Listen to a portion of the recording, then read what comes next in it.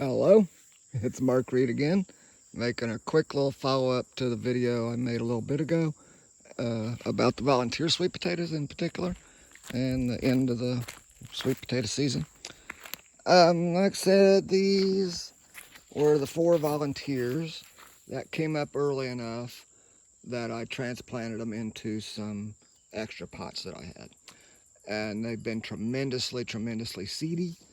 They have, well, I don't know about flavor, but they have all of the traits really that I look for. See, they got, tight or compact, bushy growth, lots and lots of seeds and flowers and seeds, of course. Those are primary.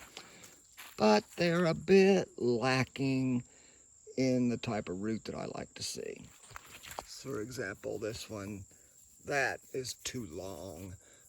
If this was grown out in the ground, it would be, out away from the plant or down deep under the plant, and that would be annoying. I do not really select for that. This one has that same issue, and also the roots are kind of long and skinny, which also not something I look for. This one big clunky root. I wonder what that thing would do if it was turned loose in really good soil and cared for well. But I don't look for that either, really. What I look for in the root is what I showed you over here. Cluster, close together, of decent-sized sweet potatoes. That's what I look for in the root. I don't want them down deep or far away from the main plant. This is some clippings from when I harvested earlier, the other ones earlier. I saved them because they were still making seeds. We'll look at the 2024 volunteers. Now they do have the clump root and the seediness. So these, and they are both good. So these are, I'm glad they made seeds because these kind of meet pretty much all of my selection criteria. This one, the roots are a little longer and skinnier than I like, but if I was going to name this one based on its flavor, I would name this Amazing, because it is yummy. And that other white one over there, even though it's a big ugly root, may be the same.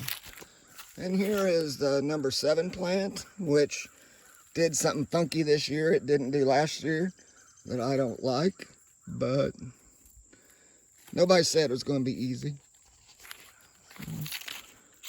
Go back up this way.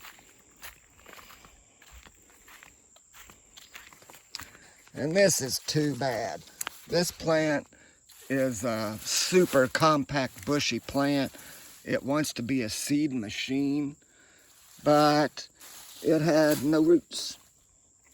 So it would be a pretty decoration, and you could eat its leaves, I reckon. But I'm after sweet potatoes. I hope I didn't offend this fig tree too much, or this dahlia when I dug it up. I don't know much about figs. I've never grown them before. I have no idea if these are full-sized or if they're going to have time to ripen before frost. Hey, they're a little bit soft. Maybe they will, I don't know. And then, same problem with this one down here. Pretty plant, pretty little bushy plant. Wants to bloom all over the place. No roots. It's a bummer. Keep it on for an ornamental, I suppose, but for ornamentals you have to keep a live plant, and I don't have a good place to do that, especially with a lot of them.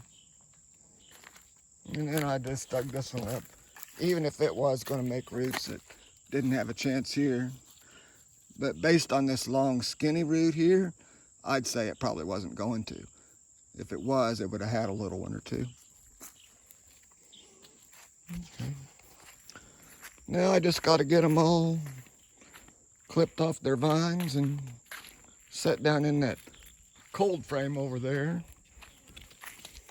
And then I'll cover it with plastic and wet it down in its bottom so that it's nice and humid and warm in there.